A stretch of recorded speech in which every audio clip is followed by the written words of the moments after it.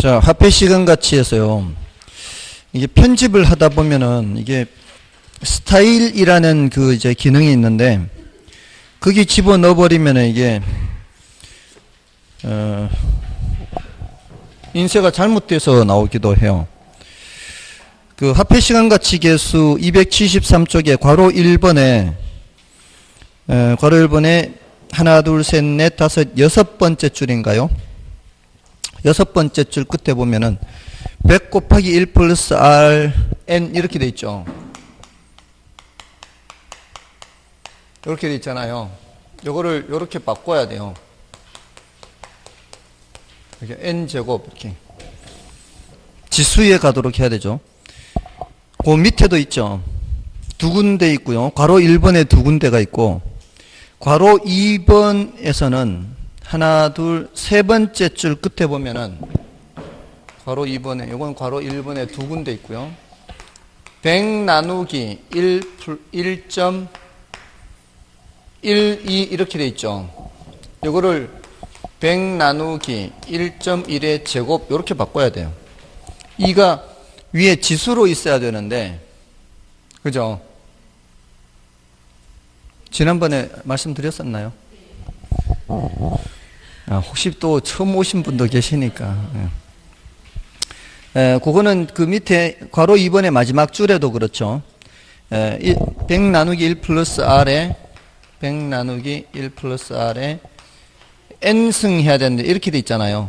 요거를 100 나누기 1 플러스 R에 N승으로 바꿔야죠. 이렇게 바꿔야 돼요. 혹시라도 앞으로 그런 게 보인다면은 바로 이걸 뜻하는 거예요. 이게 이제 글을 쓸 때 타이핑을 할 때 이걸 위첨자로 해서 넣거든요.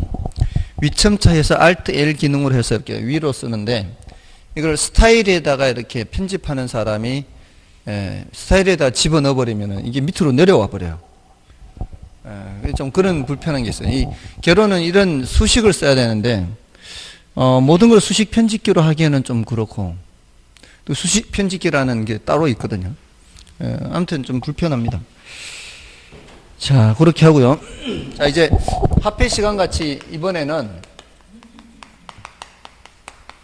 여러분들이 그 교재를 보시더라도 교재에서 뭘 위주로 보시면 되는가 하면은 개념 위주로 보시면 돼요. 개념 위주로 보시는데 화폐 시간 가치 계수 모두 6개 중에서 이번에는 4개만 할 거예요. 지난번에 2개 했어요. 2개를 더 해서 4개 하고 마지막 2개는 약간 이제 설명만 살짝만 들어갔다 나올 거예요. 지금 이제 이런 화폐 시간 가치를 다루는 이유는 현재 100만 원이 1년 후에 얼마하고 같은 금액일까요? 이런 거 따지는 거죠. 자, 이럴 때 시장 이자율을 기준으로 얘기하죠. 시장 이자율을 이제 연 10%라고 한다면 연 10%를 기준한다면 현재 100만 원 1년 후에 110만 원하고 같은 가치가 됩니다. 그죠? 그러면 이제 1년 후에 110만 원은 현재 100만 원하고 같은 거죠. 자, 이렇게 현재 돈을 미래 돈으로 바꾸는 거를 이거를 할증한다 하고요. 할증할 때는 1 플러스 할증률을 이걸 곱셈을 합니다. 근데 미래 돈을 현재 돈으로 바꾸는 거는 할인을 한다 그렇죠. 현재 돈. 자, 이렇게 할인을 하는데 할인을 할 때는 1 플러스 할인율을 나눗셈을 하죠. 여기서 사람들이 요 일이 도대체 뭔지 궁금해하는 사람이 굉장히 많아요. 일이 도대체 뭐냐, 일이. 그 일은 원금에 해당하는 원금. 그러니까 100만 원에서 110만 원으로 바꿀 때 1 플러스 할증률. 여기는 0.1이죠. 1 플러스 0.1. 시장 이자율이 할증할 때는 할증률이 되는 거고요. 할인할 때는 할인율이 되는 거예요. 그래서 요거를 100에다가 1 플러스 0.1을 곱하면 요거 이렇게 전개를 하잖아요. 이렇게. 한 번은 1에 곱하고 100을, 한 번은 0.1에 곱하고. 그럼 요 100 곱하기 1이니까 이게 100 원금이죠. 100 곱하기 0.1 하면은 10 이자죠. 그러니까 1은 원금, 0.1은 이자에 대한 거 두 개 합한 거죠. 그래서 이거 1.1을 곱하면 원금 이자가 합산된 금액이 계산된다 이런 뜻이죠. 근데 2년 후에는 얼마인가요? 할 때 이게 연간 10%이기 때문에 여기에서 다시 1 플러스 0.1을 곱하기를 해야 돼요. 자, 여기서도 마찬가지. 이걸 110을 여기 곱하기 하면은 전개가 되잖아요. 그럼 110 곱하기 1 하면은 뭐가 돼요? 110이죠. 그 110이 바로 원금이잖아요. 그러니까 이게 새로운 원금이 된 거죠. 첫 번째 연도에 이자 붙은 상태가 원금이 돼요. 이걸 다시 원금으로 따져서 계산하는 거를 복리계산 이렇게 얘기를 하는 거예요. 우리는 복리계산을 전제로 해서 이렇게 하면 121이 나오거든요. 근데 이런 것들을 10년 후에 얼마가 되느냐, 20년 후에 얼마 이렇게 계속 물을 수 있잖아요. 근데 이럴 때마다 계속 곱하기 해서 쓰는 거는 너무 불편해요. 그래서 100 곱하기 1 플러스 0.1에 10제곱 이렇게 표시를 하죠. 여기는 100 곱하기 1 플러스 0.1에 20 이렇게 하면 되는 거거든요. 이렇게 하는 이유가 이런 표가 만들어져 있기 때문이죠. 이런 표가 만들어져 있어서 여기 이제 10년 여기 10%에 가면은 이게 어떤 거예요? 1 플러스 R에 N제곱해서 이 정도 공식은 외워두면 좋겠죠. 여기 0.1을 넣고 여기 10% 여기는 10년을 넣으면은 여기 숫자가 있죠. 이 공식에 숫자를 집어넣어서 표를 만든 거죠. 그럼 여기 있는 숫자를 여기 가져와서 우리는 2.594라는 숫자가 있거든요. 곱셈만 하면 되는 거예요. 곱셈. 그럼 여기서도 마찬가지. 1 플러스 0.1에 20 하면은 여기 0.1, 20 하면 쭉 내려가면 20 있을 거 아니에요.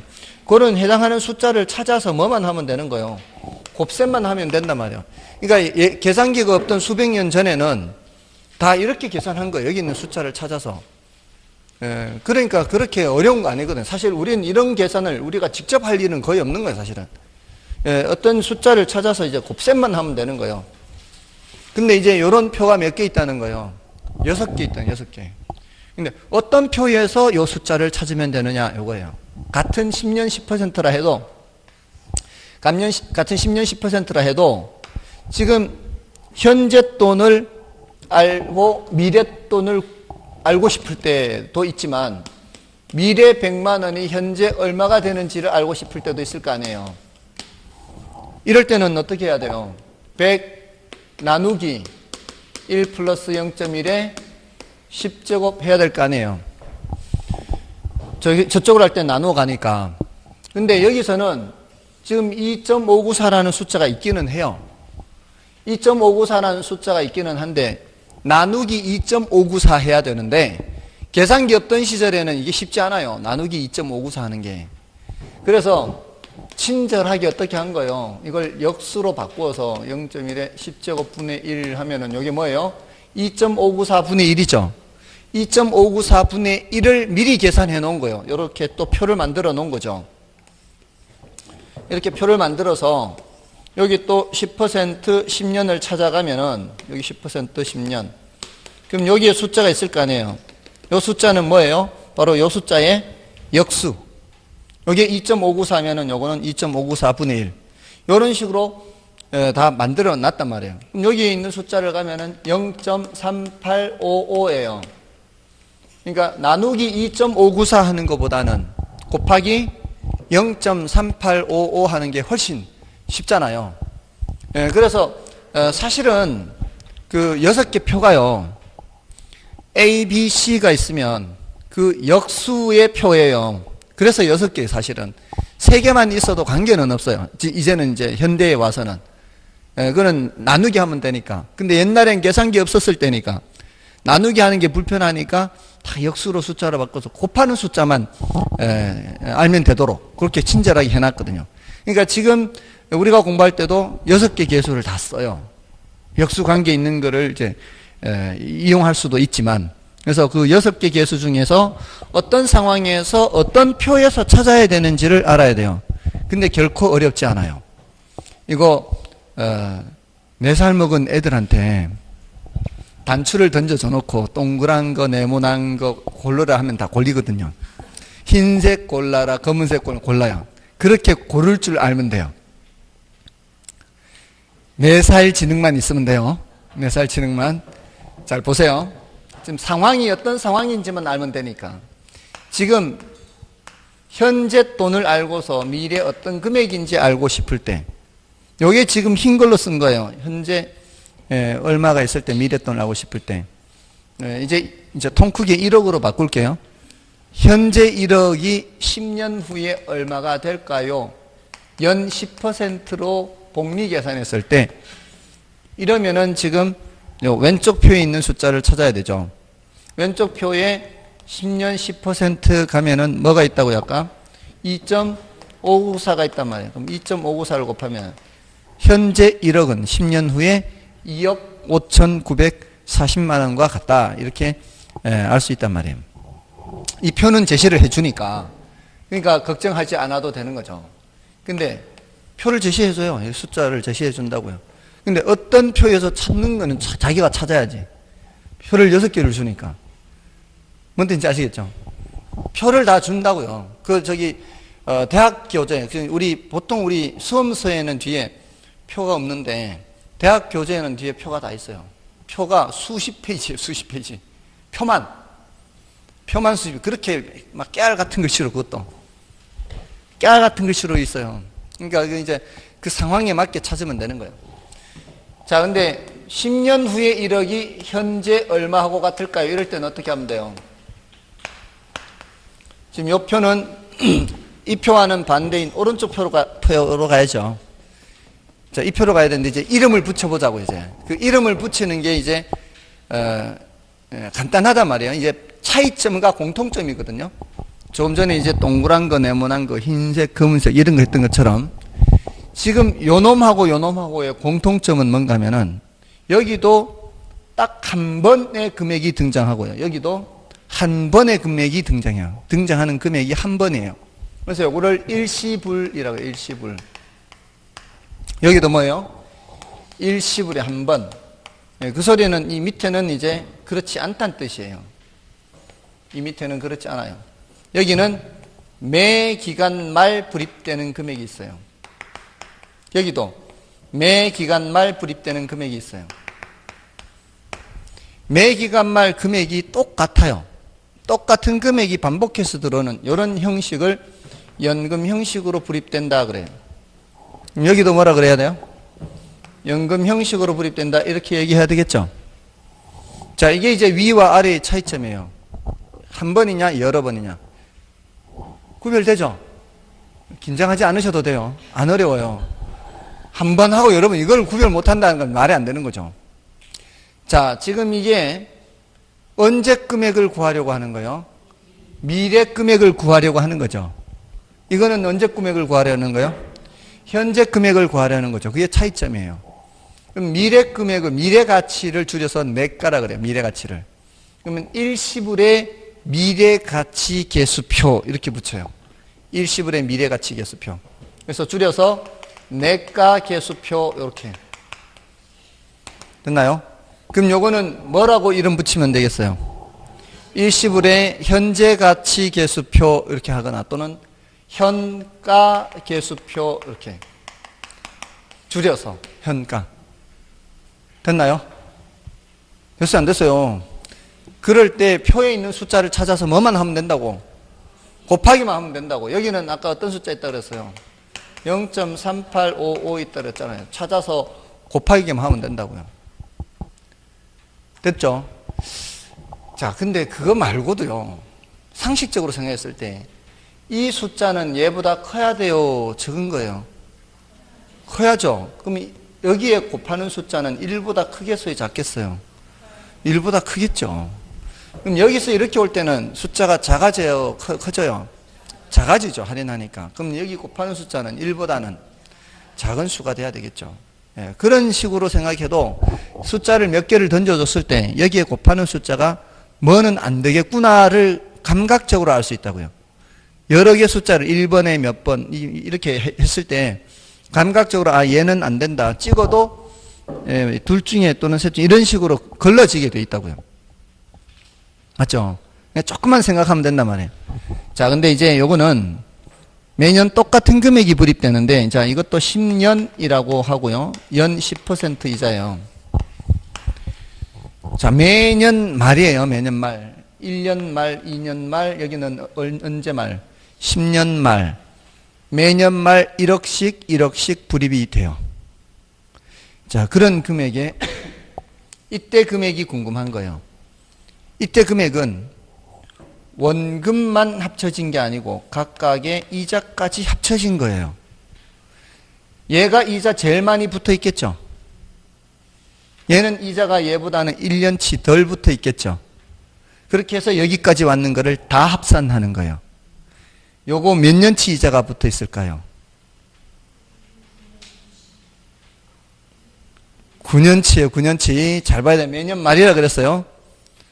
한 번 오른쪽으로 가면 한 번 오른쪽으로 갈 때마다 1년치 이자가 붙는 거예요. 그럼 여기서부터 여기까지는 몇 칸인지를 봐야 돼요. 여기서부터 여기까지 10칸일 거 아니에요. 10칸이 여기서부터 10년 아닌가요? 여기서부터 10년이니까 여기서부터는 9년이죠. 다들 셀 줄 아시죠? 제가 이거 10칸을 다 그려볼까요? 10칸을 다 그려야만 되겠어요? 여기서부터 여기까지가 10년이란 말이에요. 근데 매년 말이라고 그랬잖아요. 매년 말. 맞아요? 우리가 꼭 안 봐도 알 수 있잖아요. 이렇게 안 그려도. 그래서 이렇게 점점점 한 거 아니에요. 예, 그래도 우리가 사람이니까 생각하는 거잖아요. 한 칸 덜 그려요. 한 칸 이자가. 그럼 요거는 8년치 이자. 맨 마지막에 얘는 이자 붙어요? 안 붙어요? 안 붙죠. 그래서 더하는 거예요. 그럼 얘는 1억 곱하기 1 플러스 0.1에 9제곱이 되고 더하기 요 두 번째 거는 1억 곱하기 1 플러스 0.1에 8제곱 해서 끝까지 가서 얼마를 더하는 거예요? 1억 더하는 거예요. 이게 다 모두 몇 개예요? 10개, 10개. 이거를 더하는 거는 고등학교 1학년 5월 달에 등비수열 합에서 배워요. 등비수열 합 공식에 집어넣으면 이걸 R이라 하고 이걸 이제 N이라고 하면 이게 이 항의 개수를 N이라고 하면은 R의 1 플러스 R의 N승 마이너스 1이라는 공식이 만들어져요. 이 공식을 만들고 하는 거는 수학에서 아니지만 우리는 이걸 할 필요 없어서 아예 공식을 안 외워도 되는데 이제 그냥 썼는 거예요. 여기에 0.1, 0.1 여기 10을 집어넣으면 돼요. 0.1, 0.1, 10을 집어넣으면은 1.1의 10조 2.594라 그랬죠. 2.594에서 1을 빼면은 1.594예요. 1.594를 0.1로 나누면은 15.94가 나와요. 15.94라는 숫자가 여기 있다 이 말이에요. 표에. 어떤 표예요? 지금 요거 표 이름을 알아야 돼요. 그 표에 있는 15.94를 요 1억에다가 곱하는 거죠. 그러면 1억씩 원금으로만 치면 몇 번이에요? 10번 10억이죠. 원금으로만 치면 10번 10억인데 이자까지 붙여져서 요때 얼마가 된다는 얘기예요? 15억 9,400이 된다는 얘기죠. 맞나요? 자, 그럼 이것도 마찬가지예요. 이것도 원금만 치면은 얼마예요? 10억이잖아요. 그러면 이 10억보다는 커져야 돼요? 작아져야 돼요? 커져야 되니까 여기에 곱하는 숫자는 10보다는 커야죠. 10보다, 이 숫자보다는 커야 돼요. 이 숫자보다는. 그런 걸 보면은, 아, 이게 감각적으로 보여요. 이게 왜냐하면 출제하는 사람들이 그런 걸 일일이 신경 쓰면서 출제를 못 해요. 그러니까, 아, 여기 이런 형식에서는 얘보다는 커야 돼요. 요 숫자보다는. 뭔지 아시겠죠? 예, 근데 그 표의 이름을 알아야 된다, 이 말이죠. 이렇게, 문장으로도 나오니까. 이 표의 이름을 이제 붙여볼게요. 위하고 아래의 공통점이 뭔지를 봐야 돼요. 차이점은 일시불이냐, 연금냐, 이 차이점인데, 공통점은 뭐예요? 미래 가치를 묻는 거 아닌가요? 그럼 여기다 뭐라 붙이면 돼요? 연금에 내가 개수표라고 하면 되잖아요. 이렇게 뭐 어렵냐고 이게. 자, 그러면은 마지막 얘는 언제 금액이 궁금할까요? 현재 금액이 궁금한 거예요. 자, 이거 어떻게 해서 현재 금액이에요? 나누기 해서 할인해서 현재 금액이에요. 자, 그러면 요거 몇 번 나누기 하는 거예요? 여기서 한 칸 왼쪽으로 갈 때마다 한 칸 나누기 하는 거예요. 한 칸 오른쪽으로 갈 때마다 한 칸 할증하는 거고, 요거 몇 번 나누기? 한 번 나누기. 요거는 두 번 나누기. 요거는 또 9번 하면 안 돼, 여기서는. 여기서부터 여기까지 오는 거예요, 지금 요 시점까지. 올 때는 10칸에 10칸. 여기서 올 때는. 여기서는 여기서부터 여기까지 오는 거잖아요. 여기서부터 여기까지 오는 거는 9번을 오는 거지만, 여기서부터 여기까지 가는 거는 10칸을 가야 돼요. 아시겠습니까? 요거까지 구체적으로 질문한 적은 딱 한 번 정도 있는데, 이론적으로 나오지는 않거나 이렇게 돼 있어요. 매년 말을 기준으로 하기 때문에 할인하러 올 때는 이거 여기서 이렇게 오는 거예요. 딱 한 번 이렇게 나온 적이 있는데, 아무튼 조심해야 돼요. 칸을 그려놓고 봐야 돼요. 칸을 그려놓고. 그럼 요거 한 칸, 요거 두 칸, 이건 10칸 이렇게 칸수로. 아시겠죠?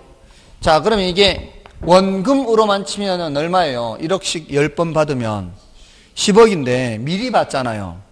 미리 받으면은 10억보다 많이 받겠어요? 적게 받겠어요? 적게 받겠죠. 그 금액은 10보다는 작은 수가 나와야 된다 이 말이에요. 그러지 않겠어요? 그러니까 얘보다는 작아야 돼. 이때는 여기는 얘보다는 커야 되고, 그런 것들을 감각적으로 익혀두면은 훨씬 더 쉽게 찾아간단 말이에요. 얘는 1보다는 작아야 되고 얘는 1보다는 커야 되고. 됐나요? 그래서 요 표의 이름은 뭐라고 붙이면 될까요? 연금의 현가계수표라고 이름 붙이면 되겠죠. 거기에 가면은 6.145가 나와요. 6.145. 그럼 6.145를 곱하면 6억 1,450만 원이 된다 이 말이에요. 됐나요? 자, 그러니까 언제 어떤 표를 찾아가야 되는지만 알면 된다 그랬죠. 자, 제가 지금 질문을 드려볼 테니까 어떤 표를 가야 되는지 찾아보세요. 기준은 뭐예요? 한 번이냐? 여러 번이냐? 현재 금액을 구하느냐? 미래 금액을 구하느냐? 됐나요? 제가 아들을 낳으면은 아버지가 1억을 주신다 그랬었어요. 대신 10년 후에 주겠다. 10년 후에 돈 이제 많이 들어가고 하면 10년 후에 1억을 주시겠다고 했는데 정말로 아들을 낳았어요. 근데 제가 지금 달라 그랬어요.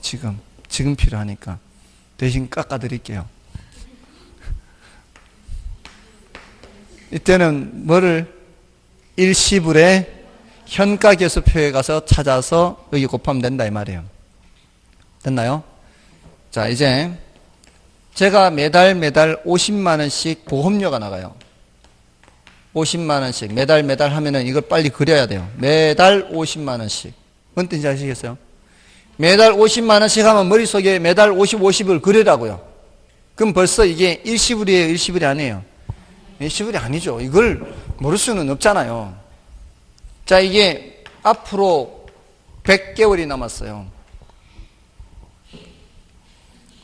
아직 저 얼마 안 돼요, 나이. 60 되려면 멀었어요. 아직도 10몇 년을 또 일을 해야 돼. 예. 자, 근데 100개월인데, 이거 힘들잖아요. 100개월 매달 50만 원씩. 예. 근데 지난 주말에 로또 2등에 당첨됐어요. 로또 2등에 당첨되면 한 5, 6천만 원 돼요. 자, 요거 50만 원씩 그냥 100개월 하면은 원금이 얼마예요? 이런 거 계산할 때는 먼저 10배를 먼저 하고 또 10배 하고 이러면 될 거 아니에요. 100배면 50만 원이 10개면 500, 또 10개면 5천. 50만 원이 100번이면은 5천만 원이에요. 자, 근데 그거는 매번 낼 때 금액이고, 내가 지금 어떻게 하려고요? 갖고 있으면은 허투루 쓸 것 같으니까 한꺼번에 내고 말고 싶다고요. 언제 내고 싶은 거예요? 이때 내고 싶은 거예요? 이때 내고 싶은 거예요? 지금 내고 싶은 거죠. 그러면은 5천만 원보다는 적게 내겠죠. 그 금액을 계산하려면 어떤 표를 찾아가야 될까요? 연금의 현가계수표 몇 개월, 100개월 가고 그 보험사에서 정한 원리자가 있어요. 보험회사에서 정한 원리자를 찾아가면은 숫자가 100보다 크겠어요? 작겠어요? 작겠죠. 그런 식으로. 항상 이걸 기준으로 해서 이 숫자보다 작을지 클지 생각하면 된다고요. 그러면 예를 들어 50만 원에 92가 나왔다. 그럼 이제 50 곱하기 92 하면 얼마예요? 4,600 나오잖아요. 그러면 4,600만 원만 내면 되는 거지. 이거 지금 방금 어떻게 했을까요? 92 곱하기 5가 쉬울까요? 92 나누기 2가 쉬울까요? 나누기 2는 반토막 하면 되니까 금방 나오죠. 92 나누기 5가 쉬울까요? 92 곱하기 2가 쉬울까요? 곱하기 2가 쉽죠? 그러면 184거든요. 184, 18.4예요. 나누기 5를 해야 될 상황에서는 곱하기 2를 하고 소수점을 하나 옮기면 돼요. 뭘 그렇게 생각해요? 곱하기 5를 해야 될 때는 나누기 2를 해서 동그라미 하나 더 치면 되는 거고. 자, 이렇게 네 가지예요. 일시불의 무슨 개수? 내과계수. 일시불의 현가계수. 연금의 내과계수, 연금의 현가계수요. 이제 두 개가 더 있는데 살짝만 얘기하고 이제 발 뺄게요. 자, 나머지 두 개하고의 차이점이에요. 지금 이 바로 위에 두 개하고의 차이점이에요. 그러니까 일시불은 한 번 되는 거는 두 개밖에 없어요, 이거. 자, 여기도 매번 불입되는 금액이 있어요. 여기도 매번 불입되는 금액이 있는데, 자, 위하고 아래 차이점이 뭐예요? 이 물음표와 숫자의 위치 차이예요. 여기는 이 작은 동그라미에 숫자가 쓰여져 있죠. 여기는 작은 동그라미에 물음표죠. 큰 동그라미에 물음표고 큰 동그라미에 숫자예요. 맞나요? 자, 여기는 제가 뭐라고 표현하는가 하면 이제 앞으로 목돈이라고 표현해요. 목돈. 요건 푼돈이에요. 푼돈. 푼돈이 모여서 목돈이 되는 거죠. 푼돈이 모여서 목돈 되는 거 아닌가요? 목돈으로 찾는 거예요. 목돈으로. 미리 찾는 거죠. 푼돈이고. 여기 목돈이죠. 이 푼돈이죠. 맞아요, 아니에요? 여기서는 목돈을 물어요. 목돈을. 질문하는 게 목돈이라고요. 여기서는 질문하는 게 푼돈의 크기를 질문을 해요. 그래서 질문하는 방식을 보면은 벌써 드러나게 돼 있어요. 여기는 이 금액을 알려주잖아요. 조금 전에 매달 제가 50, 50, 50 했죠. 매달 50, 50, 50 했다는 얘기는 푼돈을 알려준 상태죠. 푼돈을 알려준 상태에서 뭐를 묻겠다는 뜻이에요. 목돈을 묻겠다는 뜻이잖아요. 그럼 그게 현재 목돈을 묻느냐, 미래 목돈을 묻느냐에 따라 연금의 현가계수, 연금의 내과계수 이렇게 하는 거예요. 자, 근데 이거는 푼돈의 크기를 묻기 때문에 질문할 때 보면은 매월 불이백은 이렇게 물어요. 매월 불이백은. 질문하는 방식이 벌써 달라요. 매월 불이백은 하는 거는 이걸 묻겠다는 얘기 아니에요. 여기도 마찬가지예요. 매월 불이백 이런 식으로 묻는 거예요. 근데 여기는 이 금액을 알려주는 거죠. 이 위치가 밖에 있는 거죠. 맞나요? 예, 근데 이게 이제 용어가 어려워서 여기 이제 요것들은 연금, 일시불, 일시불인데 요거는 저당 상수라 하고요. 얘가 제일 많이 쓰는 거예요. 얘가 제일 중요해요. 제일 많이 써요. 그 다음에 요거는 이제 용어가 좀 어려워서 이거는 자, 잘 들어보세요. 감채기금 개수를 감채기금. 감채가 뭐예요? 채무를 감소시킨다 이 뜻이에요. 채무를 감소시킨다. 그러한 기금을 쌓는 거예요. 자, 이거는 기업들이 만기가 10년 또는 20년 후에, 만기가 뭐 5년, 10년, 좀 길게 10년. 10년 후에 100억이라는 돈을 갚아야 돼요. 만약에. 기업들은 대출을 많이 받잖아요.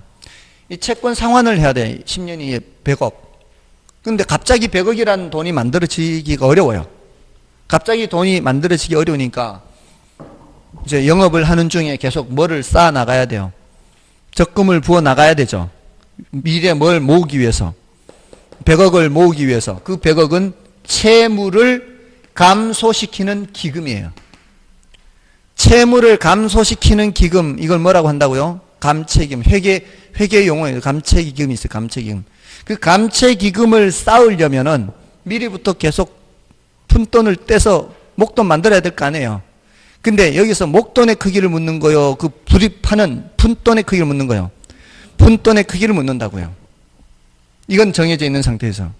여기서는 보통 지금 대출을 받아요. 주택담보대출. 그래서 이게 제일 많이 나와요.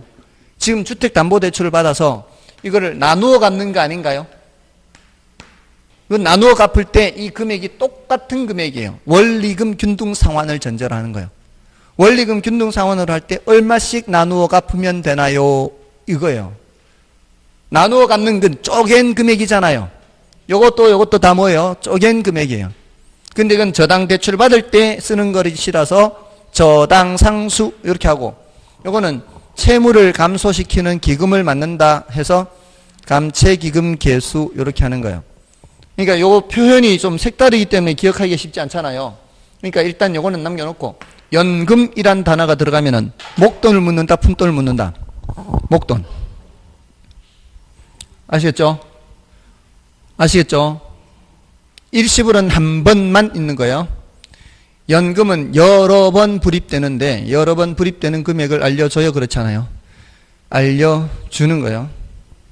그죠? 마지막에 두 개는 정확하게 용어는 기억 안 나도 뭐를 묻는 경우라고 생각해야 돼요? 푼돈의 크기를 묻는 경우다. 이렇게. 됐죠? 자, 일단 오늘은 여기까지. 더 이상 다른 거 생각하지 마세요. 아시겠죠? 자, 여기까지 하고, 자, 이제, 현금 수지 측정으로 넘어갑니다. 이게 사실은 처음 보시는 분들은 좀 어려울 수 있어요. 근데 두 번째 보시는 분들은 그래도 조금 낫지 않나요? 두 번째 들으니까 좀 낫죠? 아무튼 이게 아무리 좀 어렵다 해도요, 사실 반복해서 듣고 보고 하면은 훨씬 나아집니다. 자, 이제 현금 수지 측정이에요. 자, 돈이 들어오고 나가는 거예요. 수지. 측정하는 거예요. 우리 이제 부동산에 투자하는 사람들은 항상 두 가지를 신경 써야 돼요. 하나는 자본이득, 하나는 소득이득. 이렇게. 자본이득은 시세 차익이라고 그랬죠. 소득이득은 임대료 수입 이렇게 했죠. 이 투자론에서는 수익성 부동산 얘기하는 거거든요. 사실 여러분도 그 따박따박 들어오는 월세 들어오는 그런 거 갖고 싶은 생각 있지 않나요? 어제 수업하는데 그런 분이 계시더라고. 너무 부럽더라고요. 원룸을 하시는가 봐. 원룸을 하시는데, 이제 학원이 이제 뭐죠? 주차 타워가 이제 옥상에 주차하는 데가 있어요. 저걸 이제 카리프트로 이렇게 해서. 근데 이게 가끔가다 이게 고장이 나요. 그럼 차를 가져갔는데 밤에 수업을 10시 반에 마쳤는데 여기 안 오면 수업을 못 하잖아요. 차를 거기 두면 일주일 후에 나가는데 그 밤 10시 반에 오는 차도 없어요. 그럼 갇혀버리면은 못 나오는 거지. 그러니까 그래서 내가 걱정을 했더니만 그러면은 자기한테 연락하래. 하룻밤 재워주겠다고. 원룸을 운영하다 보니까 그래도 한두 개는 공실이 있나 봐요, 늘.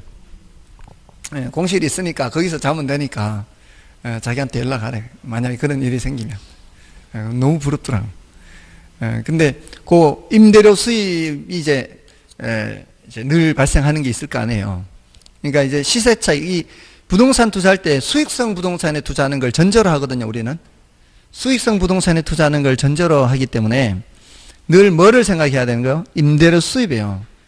물론 시세 차익도 그분이 좀 이렇게 얻으려고 하는 부분도 있겠죠. 근데 그 지금 당장에 시세 차익은 현실화된 게 아니잖아요. 나중에 팔 때 얘기니까. 그러니까 중요한 거는, 더 중요한 건 뭐라고요? 임대료 수입. 그러니까 소득 이득이 더 중요한 거죠. 그리고 우리가 대략적으로 수익률 계산해서 야, 이제 임대료 수입이 수익률 몇 프로 되는데 이 정도면 괜찮지 않냐 할 때도 다 뭐 가지고 얘기하는 거예요? 임대료 수입, 소득 이득 가지고 얘기하는 거예요. 그러니까 계산은 일단 두 가지를 다 해요. 소득 이득 계산하고 자본 이득 계산하는 거. 그러니까 영업 수지 계산도 있고 뭐도 있다고요? 지분 복객 계산도 있죠. 그러니까 이 두 가지 계산이 있는데 영업수지 계산은 뭐와 관련되는 것이고 소득, 이득과 관련되는 것이고요. 소득, 이득. 지분복객 계산은 자본, 이득 관련이에요. 근데 이제 중요한 건 뭐가 더 중요하다고요? 이게 훨씬 중요해요. 시험에는 뭐 압도적으로 여기서 많이 출제가 되니까 영업수지 계산이 훨씬 중요합니다. 그래서 요거를 이제 오늘 다 외우셔야 돼요. 영업수지 계산 공식을. 자, 여기서 이제 가능총소득하고요. 그 다음에 유효총소득하고, 총을 조라고도 할 수 있어요, 조. 이제 번역을 어떻게 하느냐에 따라 달라요. 영어 단어 그로스라는 단어 있죠. 영어 단어 그로스라는 단어를 조로 번역하기도 하고, 총으로 번역하기도 해요. 요 총소득, 가능총소득, 유효총소득, 그 다음에 순영업소득,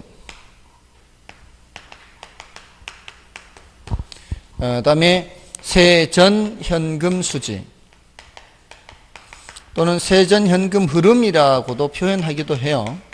그 다음에 세후현금수지 또는 세후현금 흐름 이렇게. 자, 일단 순서가 가능총소득, 유효총소득, 순영업소득, 세전현금수지, 세후현금수지, 가유순전후 이렇게 하고요. 예, 가능총소득은 100% 임대됐을 때 들어올 수 있는 돈이거든요. 100%. 그러니까 그분처럼, 예, 원룸이 만약에, 20칸이다. 근데 1년에 한 칸당 500만원씩 들어온다. 이런 식으로. 1년에 500만원이면은, 20칸이면 1억 되잖아요. 예, 근데 이제 그분한테 나중에 여쭤봐야 되겠어. 수익률이 10% 이상 되나 보더라고. 어떻게 해서 10% 이상 되는지 상당히 수익률이 높게 나오더라고요. 어저께 수업하는데 지난번에 8.2% 얘기했잖아요. 그 정도 별로 마음에 안 든대요. 그 정도는 훨씬 더 벌 수 있다고 그렇게 한 거예요. 늘 공실이 한두 개는 있다 그랬거든요. 늘 공실이 한두 개는 있어도 수익률이 꽤 높게 나오는가 봐요. 그러니까 한번 얘기를 좀 듣고 싶어. 지렛대 효과를 이용한 것일 수도 있고요. 지렛대 효과를 이용하면 그걸 높일 수 있거든요. 왜냐하면 대출 이자를 싸게 받으면 그거를 내 돈은 적게 들어가도 되잖아요. 그러면 그런 원룸 주택을 여러 군데 갖고 있으면 훨씬 더 정예 지렛대 효과를 얻을 수가 있죠. 싼 이자를 이용하게 되면은. 아무튼 상당히 높은가 봐요. 제가 봤을 때는 요즘 6% 7%만 돼도 괜찮다 그랬거든요. 근데 8%도 마음에 안 든다고 했을 정도니까 제가 다음 주에 물어보고 와서 알려드릴게요. 아무튼 가능총소득은 이제 20칸 곱하기 500만 원 하면은 얼마 이게? 1억이죠, 1억. 가능총소득 1억 이런 식으로 계산하고요. 조금 전에 그분도 말씀하셨듯이 늘 뭐가 있을 수 있어요? 공실이 있을 수 있거든요. 이론적으로도 공실을 5%에서 10% 정도 고려하라고 해요. 공실을. 지금 현재 만실이라도. 왜냐하면은 지금 현재 만실이면 이게 굉장히 잘 굴러간다는 얘기잖아요. 그러면 그게 앞으로 남은 기간, 원래 이제 투자론이 이게 투자 분석하는 게 그 건물이 철거될 때까지를 다 또는 이제 처분할 때까지를 다 고려해야 되거든요. 5년에서 10년이면 그 기간 동안 다 예상을 해야 돼요. 근데 만실인 상황이 계속되면은 한 1, 2년, 2, 3년 내에 옆에 그런 건물이 또 생깁니다. 그러니까 앞으로 지금 당장 공실이 없다고 해서 앞으로도 계속 공실이 없다고 가정하고서 내가 그걸 매입을 하면은 그는 오판을 할 수가 있어요. 그러니까 어느 정도의 공실을 감안하고 지금 현재 공실이 없어도 이 투자하는 입장에서는 늘 그런 것들을 감안해서 해야 돼요. 실제로 이론에서도 그렇게 얘기합니다. 5%에서 10% 정도는 공실을 좀 잡아야 된다. 그래서 실제로 내 주머니에 들어오는 게 이만큼 들어온다는 보장은 없어요. 그래서 한 10% 정도의 공실이나 또는 또 대손충당금이라고 해서 방은 찾는데 돈을 안 내는 임차인들이 있거든요. 그런 경우에 손실이 발생할 수 있거든요. 다만 이런 손실은 보증금이 있다면은 좀 따로 생각하지 않아도 되겠죠. 보증금에서 그래서 보증금이 있는 거 아닌가요? 그러니까 보증금은 한 몇 개월치 정도 되죠, 보통? 1년치 정도 보증금이 있나요? 그런 경우에는 한 6개월 정도 이제 밀리면 이제 법적 절차를 들어가야 돼요. 1년 다 갈 때까지 기다리면 안 되고. 왜냐하면 강제로 퇴거를 못 시키거든요. 법적으로 다 절차를 밟아서 해야 되기 때문에 그 법적 절차를 밟는 시간이 상당히 걸려요. 걸리기 때문에 그렇게 미리부터 밟아야 돼요. 한 6개월 이렇게 지났을 때까지도 이제 임대료가 안 들어오면은 그런 절차를 밟아야 돼요. 아무튼 가능총소득만큼 내 주머니에 들어온다는 보장이 없는 거죠. 그래서 이제 유효총소득에서 예를 들어서 이걸 한 9천 잡는 거예요. 자, 요 차이가 발생하는 이유가 뭐 때문이라고요? 공실이 있을 수가 있고 또 대손충당금 또는 불량부채충당금 이렇게 해요. 물론 여기 이제 기타 소득이라는 게 있을 수가 있어요. 기타 소득. 여기 영업의 수입이에요. 주차장 수입이라든가 자판기 수입. 요렇게 하면 일단 내 주머니에 들어온 돈이에요, 이게. 내 주머니에 들어온 돈인데, 이제 여기서부터 빠져나가는 거를 빼야 돼요. 일단 제일 먼저 뭘 빼야 돼요? 경비를 빼야 돼요. 제일 먼저 빠지는 게 경비부터 빼는 거예요. 이 경비부터 빼야 그 다음에 뭔가를 다른 걸 할 수 있는 거죠. 경비를 빼고 뭐가 되는 거예요? 순영업소득이 예를 들어 7천만 원이다 이렇게 되는 거죠. 경비를 빼고 나면 그 다음에는 뭐를 이제 빚을 냈는데 대한 원금이자 그거를 부채 서비스액이라고 그래요. 부채 서비스. 자, 이런 표현 이제 기억하셔야 돼요.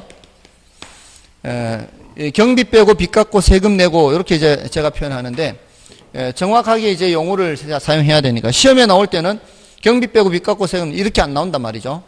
경비도 무슨 경비? 영업 경비 이렇게 하고요. 그다음에 부채 서비스액은 항상 원금과 이자의 합으로 되어 있다는 거. 그다음에 이렇게 하면은 뭐가 되는 거예요? 세전현금 수지. 자, 이게 3천만 원이라고 치고요. 세전현금 수지가 있다는 건 또 이제 세후도 있다는 얘기죠. 여기 이제 뭐를 빼야 되는 거예요? 세금을 또 내서 빼야 되죠. 여기서는 영업소득세 이렇게. 자, 이렇게 해서 순서를 보면은 일단 가능총소득은 계산상 소득이죠. 가능총 계산상 소득이에요. 여기에서 공실 및 대손충당금을 빼고 기타 소득을 더해서 일단 내 주머니에 들어온 돈을 계산한 거예요. 여기에서 경비 빼고 빚 갚고 세금 내고요.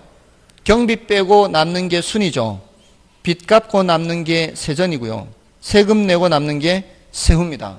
그래서 가유순전후 해서 유효에서부터 출발해서 경비 빼고 빚 갚고 세금 내고 이렇게 경비 빼고 순, 빚 갚고 전, 세금 내고 후 이렇게 순서대로 기억을 하셔야 돼요. 이거 다 외워야 돼요. 자, 여기서 경비는 무슨 경비? 영업경비. 빚은 부채 서비스액 뭐와 뭐의 합으로 되어 있다? 원금과 이자의 합으로 되어 있다. 그 다음에 영업소득세입니다. 다른 세금이 아니고. 자, 여기 이제 영업소득세도 있고 이제 뒤에 지분복객의 자본이득세도 있고 뭐 재산세도 있고 여러 가지 있단 말이에요. 근데 그런 세금 중에서도 영업소득세 정확하게 구사를 해야 돼요. 자, 이제 옆에 지분복객 공식만 하고요. 좀 쉬겠습니다. 쉬는 시간 동안 다 외워야 돼요. 쉬는 시간 동안 다 외워야 됩니다. 지분복객 계산, 지분복객. 자, 이건 언제 계산하는 거예요? 나중에. 처분할 때. 영업수지 계산은 1년에 한 번씩 계산해야 돼요. 저는 1년에 한 번씩. 이거는 나중에 처분할 때 딱 한 번만. 자, 매도액이요. 처분하는 금액. 여기서 뭘 빼야 돼요? 경비 빼고, 빚 갚고, 세금 내고 똑같아요. 지금 여기도 지금 유효총소득 일단 내 주머니에 들어온 돈에서 경비 빼고 빚 갚고 세금 내고 뺏는 것처럼 매도액에서 뭘 빼고요? 매도 경비에 매도 경비. 그다음에 빚. 나중에 처분할 때 빚이 뭐겠어요? 다 못 갚은 빚을 말해요. 다 못 갚은 빚. 요때 원금이자를 갚잖아요. 원금이자를 갚는데 다 못 갚은 빚은 언제 갚아야 돼요? 이때 갚아야지, 이때. 나중에 팔 때. 그걸 뭐라고 하는 건 미상환 저당 잔금. 미상환 저당 잔금. 줄여서 그냥 뭐라고 해도 돼요? 그냥 잔금 하면 돼, 잔금. 경비 빼고 빚 갚고. 이제 여기는 무슨 세금이에요? 자본이득세, 자본이득세. 자, 그럼 이제 매도에서 경비 빼고 순매도액이요, 순매도액. 그 다음에 빚 갚고 전 지분 복귀액이에요. 그 다음에 후 지분 복귀액이에요. 구조가 어떻습니까? 구조가 똑같죠? 대신 이제 매도액이 유효총소득하고 같은 위치죠. 순전후는 똑같아요. 순매도액, 세전지분복객, 세후지분복객. 경비 빼고 빚 갚고 세금 내고. 자, 왼쪽은 영업경비고 오른쪽은 매도경비. 왼쪽은 그 부채 서비스액, 이 원금 플러스 이자인데 여기는 잔금.